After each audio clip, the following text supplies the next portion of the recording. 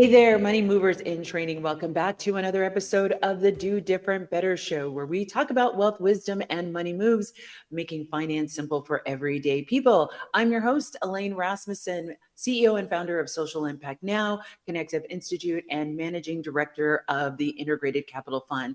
Thanks so much for joining me today. I am so excited to bring on our second guest on the show, Ms. Juana Whitmore. She is a certified business strategist, accredited small business development consultant, certified financial education instructor, a doctoral candidate, and university professor who is passionate about designing and innovating business models for all types of companies.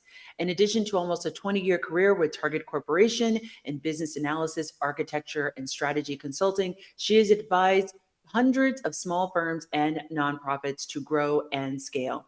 Luana's personal mission is to create parity for women and underestimated and underrepresented communities, helping them build wealth through entrepreneurship, education, and business development. Luana, welcome to the show. So glad to have you. Yeah, I'm super happy to be here. Thank you for having me. I Yes. appreciate And what's super exciting is she's just launched NextFemme Financial, a platform dedicated to helping women to manage both personal and business finances more effectively.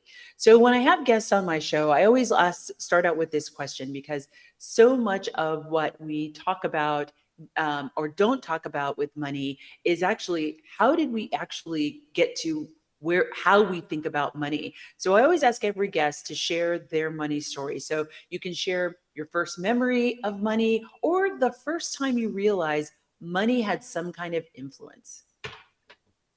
Yeah, so my money story, I think, is very much like a lot of people.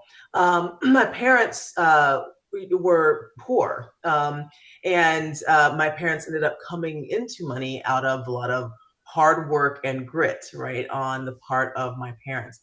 But they never talked to us about money. And as a result, I had to learn everything that I learned.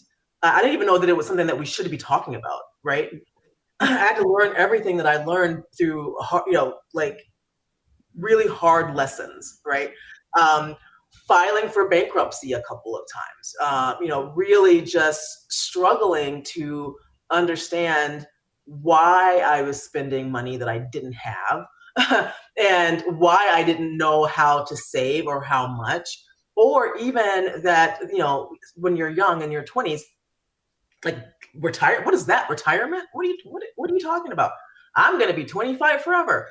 But that's not the case. And so it wasn't until, I had a child and I kind of got into a career and I wasn't really thinking and managing my money the way I wanted to, that I started to say, okay, I got to get a handle on this.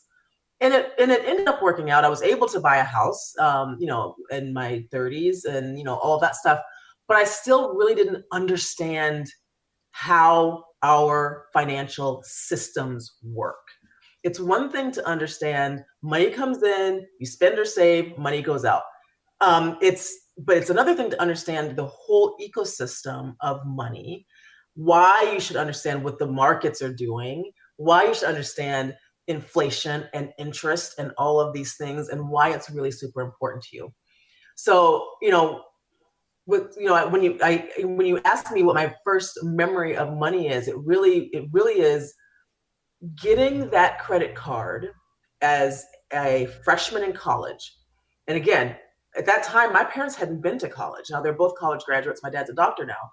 But I was the first person to actually go to college in my family. And so they didn't know to tell me that when I get to campus, you're going to be inundated with about 500 credit card applications, and it's easy to get. And so my first memory really is getting that card, spending with wild abandon, and then paying, $20 a month and never paying it off, right? And then eventually having that snowball into what now seems insignificant at $5,000 worth of debt. And I probably could have worked my way out of it, but I decided to, but no one was around to tell me that. And the bankruptcy court and the bankruptcy lawyer doesn't get any money if I don't file bankruptcy. So, so he's not telling me, you don't need to do that. Here's the way for you to do better. You can pay this off and not have this stain on your financial record. So that really is my very first real concrete example or part of my money story that started hell. So I love that. And it's so funny. So in the first episode, I talked about my story and I shared a similar story of, oh, did you? oh no, it's same. It was not even just the credit cards. It was like, oh, well, I have checks, right? There's still money in like, I've got checks. And I don't know if you remember the cartoon Kathy. There literally is a cartoon where she's like, what do you mean? Like, I have checks. Like, there's still money because I have checks still. That's funny. Yeah. Right. But because, I mean, I even think about how worse off our kids would be, right? Because even when I was a kid, I remember in home ec class, we learned a lot of things. Now, this is in the 70s, 70s and 80s. Okay, let's just be clear about this. But we learned how to cook. We had like in high school home ec, we had mock weddings, like where girls dressed up in wedding dresses and the guys, I mean, like the whole thing. Wow. Crazy. But the one thing we did have was we also learned how to do a budget. We learned how to budget in home ec, and that doesn't even exist anymore. My daughter didn't learn that. No. Yeah. Well, I didn't either. And I don't know if that's because I was in California, I was in a Catholic school. I don't know what the situation was, but I was very pissed off because like I'm like, why it seems similar. I talk about how, we grew up very housing insecure. My stepfather was an alcoholic turned drug addict. And there was always this struggle.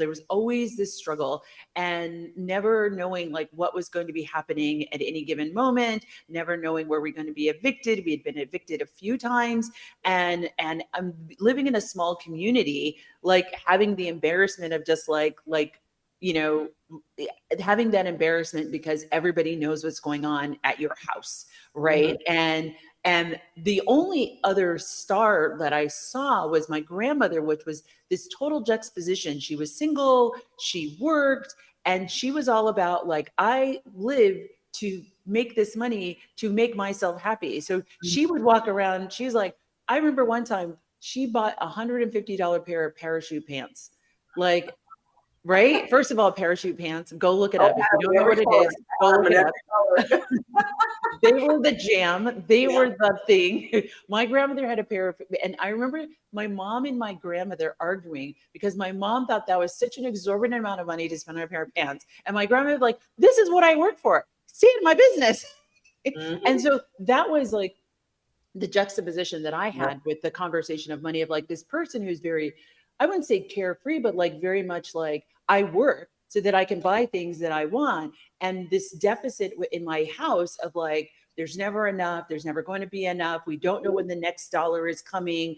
Like this constant fear. And it was just this like kind of like schizophrenic, like what, where. And so I had to figure out, to your point, through my own hard mistakes, of a balance, right? No, it's not about like hedonism and like serving every pleasure that I have at every moment, but it's also like there's more money that's coming, and like I can create a pathway to know that more money is coming instead of always wondering if more money is coming. Yeah. And I think that's probably one of the biggest differences between our upbringing, right? Is, my parents have never, even in their kind of general teachings of us, there was never conversation of scarcity. And even though I know in the early days when I was too young to even remember 2, 3, there definitely was scarcity, right. But it's an interesting it does an interesting thing to your brain to always live in not enough, and to have that be the predominant conversation versus how do we get enough? How do we get more? Versus, so it's an interesting thing that kind of rewires the brain, right? And how you think about money and other things, right? And the possibility of getting more. Like there's the possibility to get more, and I can make it so that I don't ever go without, right? That whole notion, right? That I have agency in what happens to me, and that can be dictated, right? Yes, I love that. So, we're seeing more and more people take control of their finances in new ways. And so, why was launching NextFemme Financial so important to you? And why is now the perfect time for this platform? Yeah, so as you mentioned in my introduction, I've helped, supported hundreds of entrepreneurs, and almost universally, when we get to the point of money, things happen. So we can talk about the brand and the name of the company and the customers and all the cool things. Oh, I like that font and I like that blue, right? Like all of those things are the exciting part of entrepreneurship. But the truth is, right, and we can talk about the product or service that they're delivering with great passion and excitement, right? But the truth is that entrepreneurship is not about the delivery of the service or the product. It's about the running of the business. And at the core of the running of the business is the financial part, right? Now, almost universally, when we get to the money part, creating a budget, doing a forecast, understanding how many of the thing you want to sell you're going to sell, people were recoiling. They were dropping out completely. They were becoming, kind of distant, and it's hard to track them down.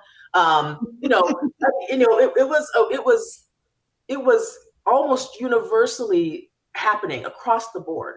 And so when I started to talk to people about, well, what's happening, because this is even less math than logic, right? So let's really talk about what's happening.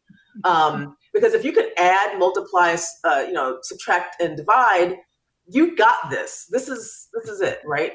But people would talk about, I have a fear of math, math anxiety. I was never good at math. What's interesting about that statement is that I remember from my daughter, who's now 28, she actually was good at math. And at one year, she determined that she wasn't. And I kept asking her, who told you this? Someone had to tell you this because you were good at it.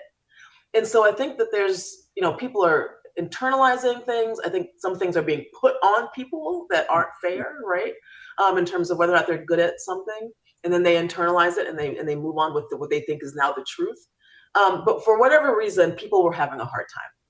And then I started to, kind of research and figure out what might some of the reasons be. And when I started asking people about, tell me about your personal finances. How do you manage those? Do you have a budget? What's your credit score, right? And this is after I built rapport and trust, right? And again, for all those people that were having problem with the business money, they were having problems in their personal. 100% of the time. Mm-hmm. They weren't happy with their credit score. They weren't happy with the amount of savings they had. They didn't have enough to do what they wanted to do, including enough money to put back into the business. And then looking at the research absolutely supported that. That people who do better with their personal finances do better with their business finances. And if they do better there, then they have more successful businesses. It's like a three-way correlation, right? I'm going to call it the menage a trois at this point, right? These three things are absolutely correlated. And so if we can fix this root cause, right, we can help more women have successful businesses, which is really my ultimate goal. And so right now it's important because unlike any other time in history, people are not only inundated with the things that make you desire to buy, that consumer stuff, but you're also inundated all 24/7 with wrong information, right? Invest in this. This is how you're going to get rich quick. This is how you can start a business that's going to make you $1 million. It's all bull, right? So how do I get the right information to women entrepreneurs so that they can do better? That's the whole point. I love that. I love that. And you and I have talked about this several times on stages that we've shared of like, even thinking about how do you manage your financial mobility? Okay, now that you've gotten that raise, you don't go out and then spend more. What can you do? Can you live the way you were living before? Because clearly that was working. And now take this as an opportunity to leverage investment, buy, an investment property or something else, right? So really thinking about how can how do we do that? But also the other conversation of, how people are getting money, especially we saw through COVID, money was being thrown at people. And to your point, they didn't know what to do with it. And we keep equating sort of like this, like you've been left at a financial system, right? On purpose, by design or whatever, but we're going to give you a whole bunch of money, but it would be patriarchal or colonistic for us to tell you like how to manage that money. Yeah. Right? So it's just like, yeah, we see that at that with a smaller scale like that, right? In terms of the government giving the checks, right? The rebate checks or whatever they were. I can't remember what they were, right? During COVID, but also on the larger scale in the entrepreneurial ecosystem, and we can really speak here in Minnesota, where entrepreneurs are getting tens of thousands, in some cases hundreds of thousands of dollars to start or grow businesses. Yet we never asked how good are you at managing money, and we don't actually, almost, to your point, we don't mandate that you have to take a class that helps you understand how to do this once you get this big influx of money. So it is interesting. Yeah. Well, we're going to end up this segment here. We've been talking with Juana Whitmore of NextFemme Financial, founder and CEO. And I'm so excited. There will be a promo code for those of you who are interested in getting on the platform. We'll have that scrolling on the screen in our next segment. So make sure you come back and you join us after the break, where I show you how to do different better with NextFemme Financial.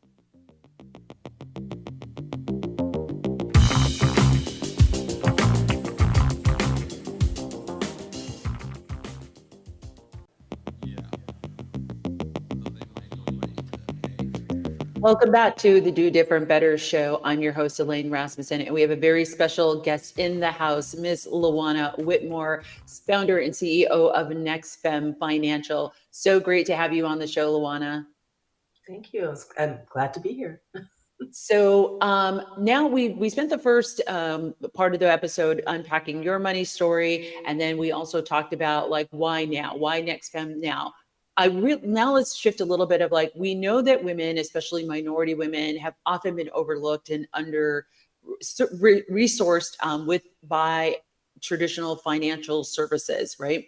I believe one of my favorite pictures is in 2018, I think it was Vogue magazine did a cover with all 34 Black women founders who had raised over $1 million in venture funding since 2019. So that's like a 11 year period. Only 34 Black women had raised over $1 million in venture capital. How does NextFemme help break down these barriers, and what unique resources are you offering that other platforms aren't? So what's interesting is that, while I'm not working to break down those barriers, what I am doing is recognizing that they exist and making it so that women can be self-empowered. Right. So is there a way for us to depend less on these systems that, have historically excluded us? Yes, there absolutely is a way for us to do that. And so what's fascinating, sad, interesting, however you want to frame this, is that, while the United States financial system really started in about 1780, women were historically excluded from that for 200 years. And so for us to really recognize the challenges from that, it wasn't until 1974. I was already born. You were already born. Our mothers were entering the financial systems, right? They could not get a bank account or anything like that on their own until that time. And you can bet there was a lag in practice versus law. So I think about, my mother was unable to get a loan on her own without a signature from her husband or her daddy. I mean, that is wild. How crazy is that, right? And so I think we need to recognize that while those things happen, they're no longer necessarily happening today in America. There's residual effects of that. Mm-hmm. Also, women typically don't talk about money amongst themselves, nor do they talk about it within their families. Like, it's less common for a dad or a mom to talk about money with a daughter in a family. You talked about how much men raise, particularly in venture capital, they raise 50 times more than women. Mm-hmm. Less than 3% of all venture capital goes to women. And it's so interesting. One study that I read actually talked about it's less gender than it is gender acting. So, meaning that if there's any feminine outward appearance or speech or talk, right, that those people are less likely to get funding in the VC world. And so, even if there's a male who presents more as a woman or has more woman kind of gender, things. Tendencies. Thank you. They are less likely to get funded as well. So I thought that was a fascinating study. Also, I think women just have different circumstances. More women are responsible for more things, Right. meaning bringing in money, taking care of the kids, like having the primary kid responsibility and having the primary home responsibilities, right? And so those things give you less time to pursue financial things than maybe if you were a man. Also, women outlive men. And so therefore they've got to save more to last longer in their retirement than men do. And a lot of people don't address that. They really are thinking of like total life expectancy when you should think about specifically how long you should live. And as a woman, you probably will live longer. And then as in the VC world where women get less money, women just in general earn less. Even people who aren't entrepreneurs, right, who are employees, earn less, way less over their lifetime. So they've got, if they earn less, they have less to save for the future.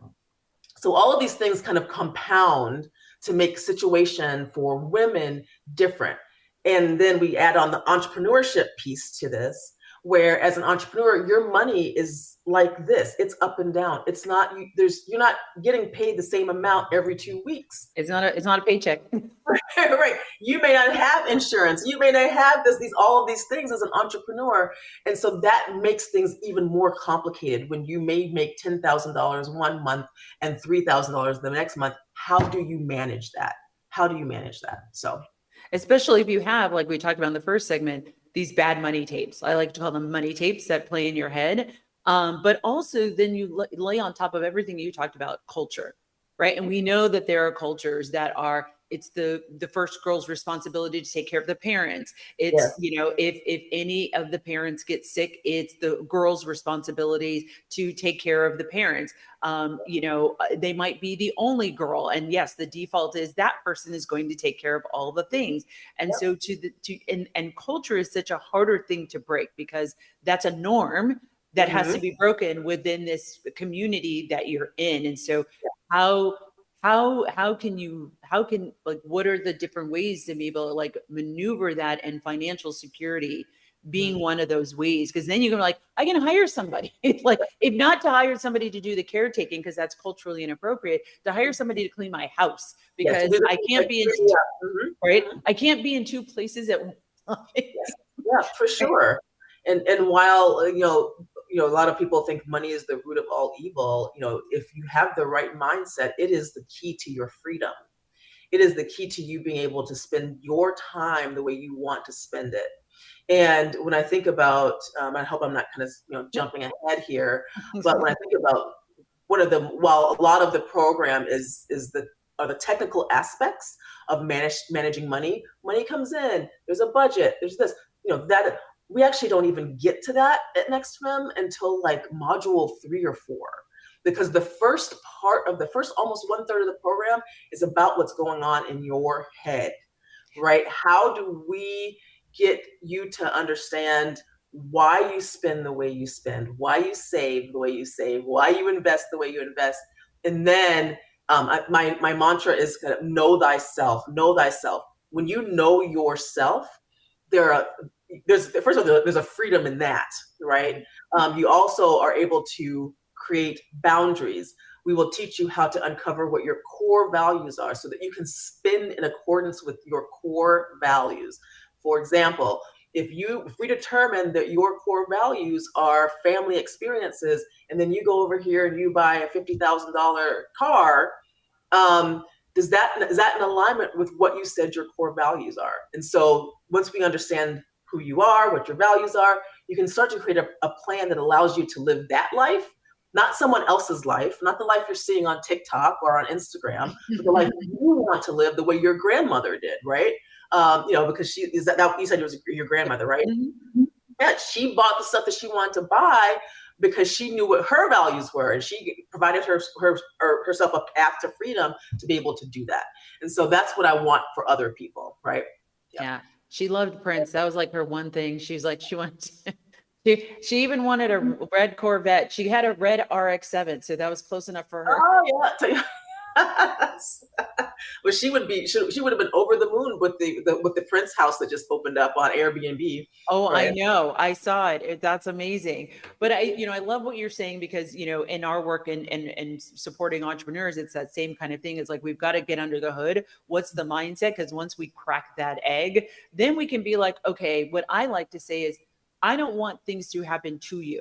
If you are not clear about your core values, you're not clear about your purpose, you're not clear about your mission, you're not clear about what it is you want, then things happen to you. And my thing is, I don't care that you make decisions, but know that you're making a bad decision. You're like, no, I know what I'm doing.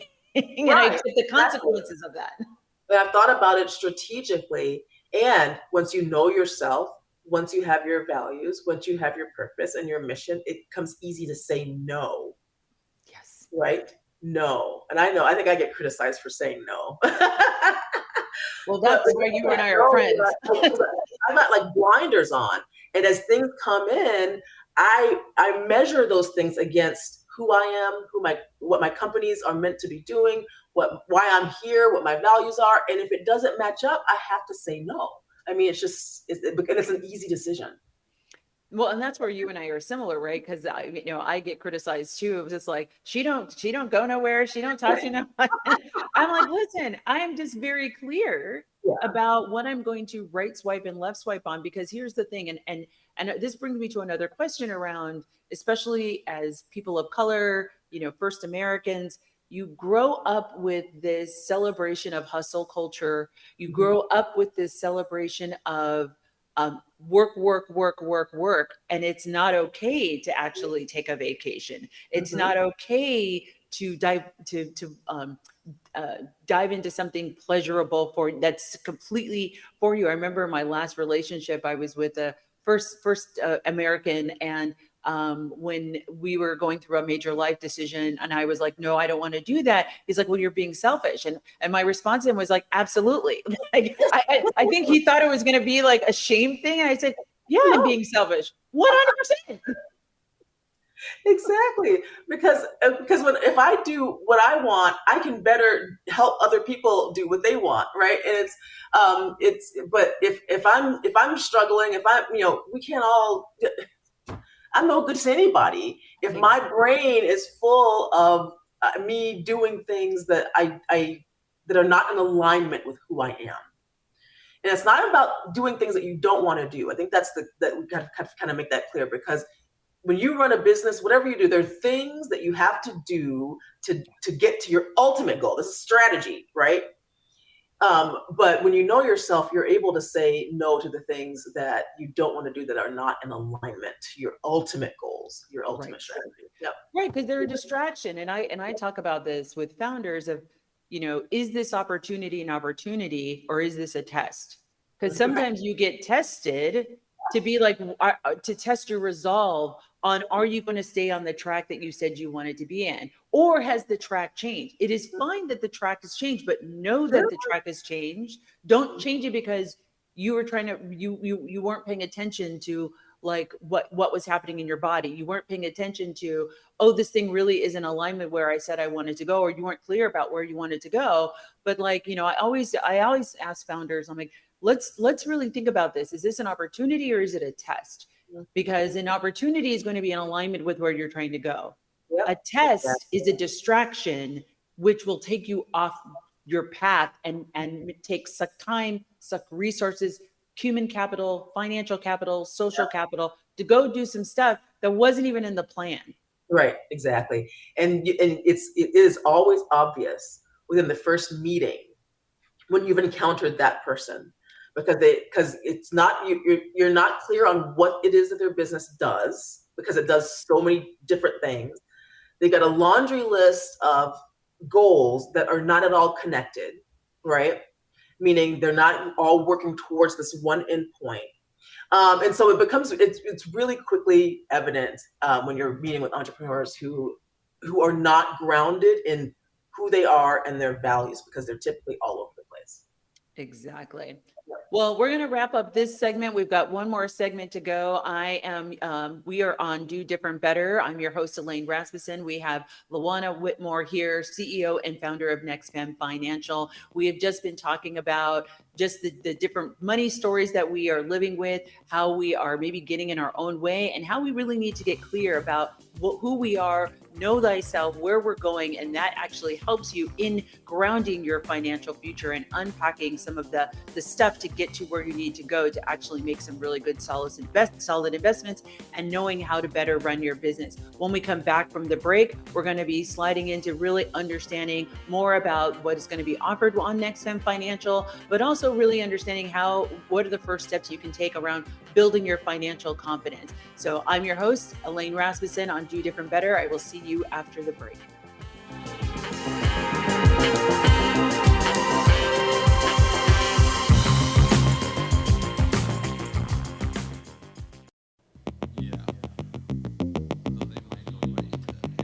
Welcome back, beautiful people. This is Do Different Better. I'm your host, Elaine Rasmussen, and we have the star-studded Juana Whitmore, founder and CEO of NextFemme Financial, one of my favorite humans in the entire world. So I'm so excited to have her on her show as she's launching this new venture. So we've been spending a lot of time talking about sort of what have been the challenges of really understanding the connection between your personal finances and your business finances. And if you don't have a really great grasp or understanding of your personal finances, all of those bad habits and bad tapes will show up in your business finances.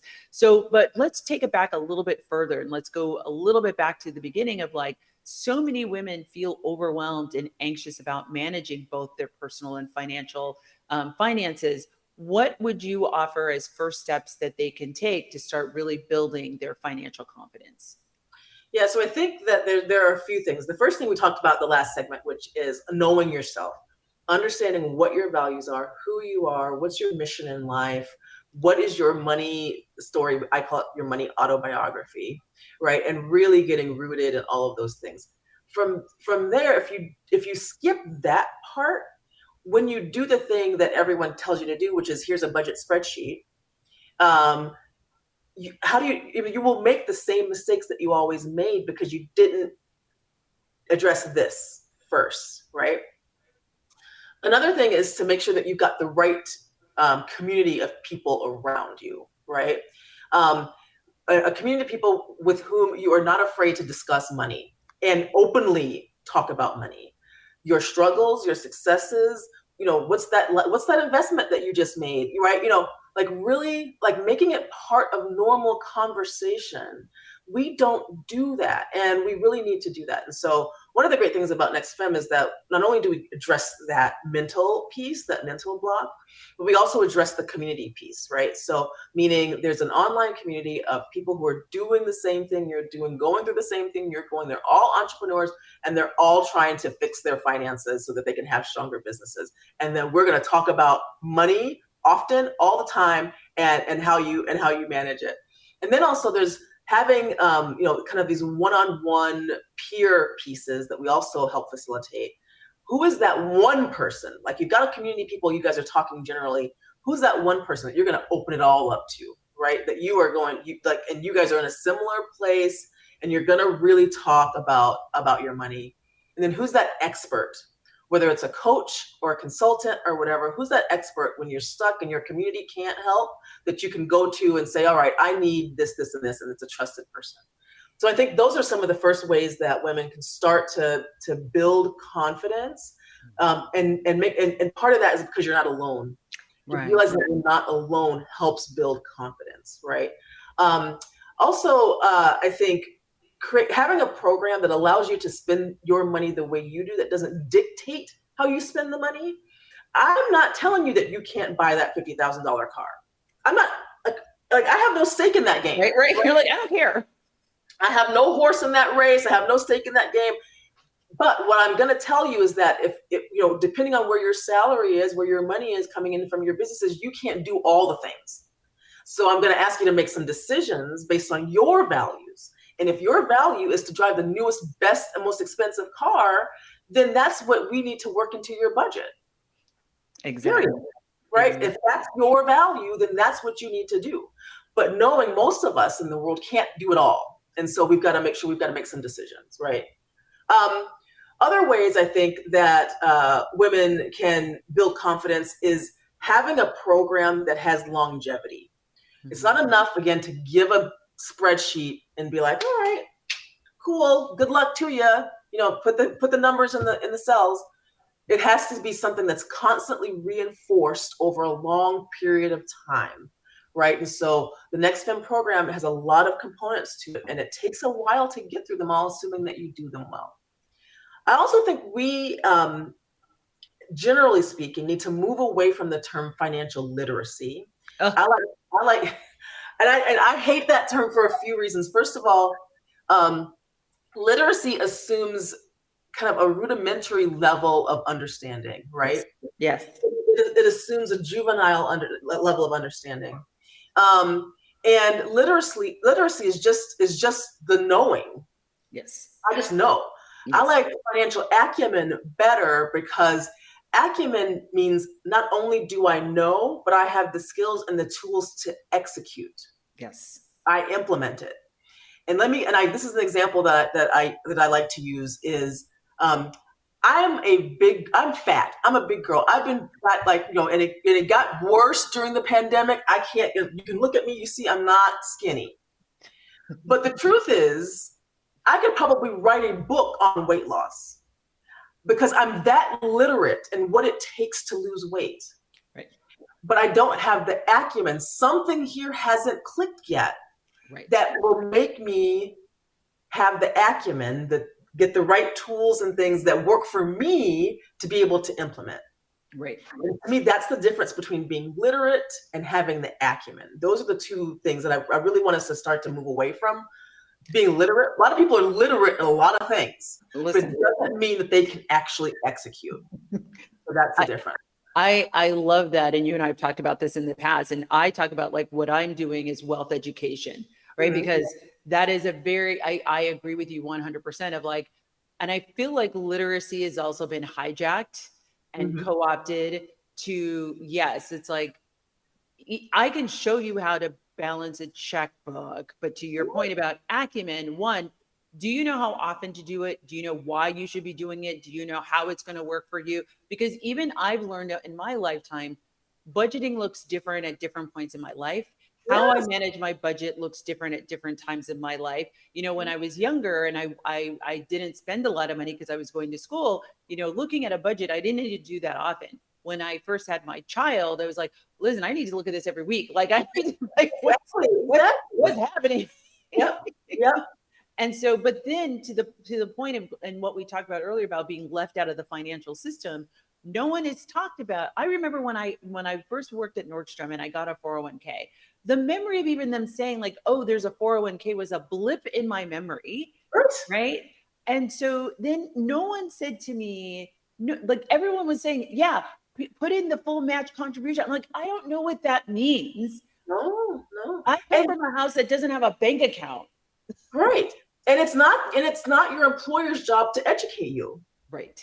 And I think that's we've got the disconnect, right? So you're being offered things that are super beneficial. I mean, that 401k match, that is free money. I remember my mom worked for a company that had 20% match. She put in 20% of her paycheck. I mean, seriously, that is free money. But unless you understand what the instrument is, how it plays in the long term of your life, how that 20% could grow over time. Yes. If you just let it even just sit there, yes. Right, in the investment, because no one's explained any of that. And again, that comes with an understanding of the larger financial system. It doesn't mean 401k. It's just a bunch of numbers and letters. What does it mean? And what it means, and depending on where you are in your life, what it means is that someone's asking me to give my money and put it into this thing and I can't get it out. without a lot of penalties. Right. To my benefit, right? Right. But depending on where you are here and what your actual situation is, that's how you could hear that. Wait, Right. you want me to put 10% of my income over here and I can't get to it? And if I need to get to it, you're going to charge me 15, 20% on my money? Okay. That's what that sounds like. And so because we haven't talked about it, we haven't put that scenario into the bigger picture, people won't get it. And that's why that was literally the reason why I started this show. I'm like, I want wealth education to be more accessible, because this isn't rocket science. Is it a lot of complicated moves? Maybe, but to your point earlier, and I know you and I talk about this all the time, it's addition, subtraction, multiplication, and division. That's what this is. And I know you know how to do that because I know you calculated that discount on them shoes. Right, exactly. Right. I know you know how to do that. So, but what this whole thing of wealth education of like, and okay, you have this 401k. Hey, there is no penalty if you want to buy a house. There is no penalty if you want to go take yourself back to school so you can get a job paying you more, $20,000 more a year. So when does it make sense to take it out and deal with any potential penalties? Because you're actually investing it in yourself that will have an exponential. Now you're going to have more money to put into the 401k as a result of you getting that education. So to your point of like, I think what I call financial activists like you and like me, of like, no, we're shining the light. We're like opening what do they call that in a camera? Like the vector, the aperture to be able to like, no, let's go wider so you can see the whole picture and see what your place is. You don't have to be in all the places. And I tell people on the show, I'm not looking for you to be finance experts. What I want you to do is take the thing that you heard that applies to you and activate you on that thing. That's what I want you to do. And everything I talk about is not going to be you should not be activated by everything I say. No, because you'll be all over the place, like those entrepreneurs we talked about earlier. Exactly. I think it's, the beautiful thing about this journey is that it looks, to your point, it looks differently for everyone. It looks different for everyone. And you can create the plan that fits you, who you are, the life you want, those kinds of things. I think one of the other things that we do in the program that's super important is, while we teach you how to spend, how to decide how to spend for yourself, how to decide how to save for yourself, but we also teach you how to earn more money, right? So those are the kind of the three big components: save, spend, earn. And if you can master those, then you'll be pretty good. Oh, that's amazing. So as we're kind of leading into sliding into home here, what is your vision for the future of NextFemme Financial? Well, first I have to launch the whole program, which is set to launch on November 1st of 2024. What's fascinating is that even though the online pieces of it haven't launched, I'm already doing courses in person. So there's like a live NextFemme experience, and then there's the online experience, and so I'm doing both, which is great. But what I think about in the future of it, it really is about creating this space where women can not only learn about their personal finances, but could potentially get some support with their business finances, meaning funding, whether it be loans or grants or equity funding, those kinds of things, trying to figure out how this becomes like this one-stop shop for women as they are on their money journey, both personally and professionally, is really what I'm goaling myself to think about. I love that. Well, that's it for today's episode of the Do Different Better show with your host, Elaine Rasmussen. I want to thank my guest, Miss Juana Whitmore, founder and CEO of NextFemme Financial. Thank you so much for being on the show. We'd love to have you back, particularly to talk about the successes, because I know that there will be. And I'm just so super pumped that you are coming out with this. It's such a great tool. I think between our show and you and NextFemme, I think we're really going to be exponentially getting people to really reimagineer their financial future, which is something that's important to me. So for all of you listening, I'm so excited to have you here. Thank you so much for tuning in. We hope to see you next week. We're going to be, I'm not exactly sure what I'm talking about next week, but it's going to be great. It's going to be action-packed, always with practical tips and resources on getting you started or moving forward on your financial journey. Before you go, make sure you subscribe to the podcast, leave a review, and if you're loving what you're hearing, please share with your friends. Let me know what you think of the show. We love comments. Tell us how we helped you. And if there's a money or finance question that you have, or if there's somebody you want me to interview, hit me up on LinkedIn or Instagram at Do Better with Elaine. Until next time, stay empowered, stay focused, and I will see you next week when I show you how to do different better.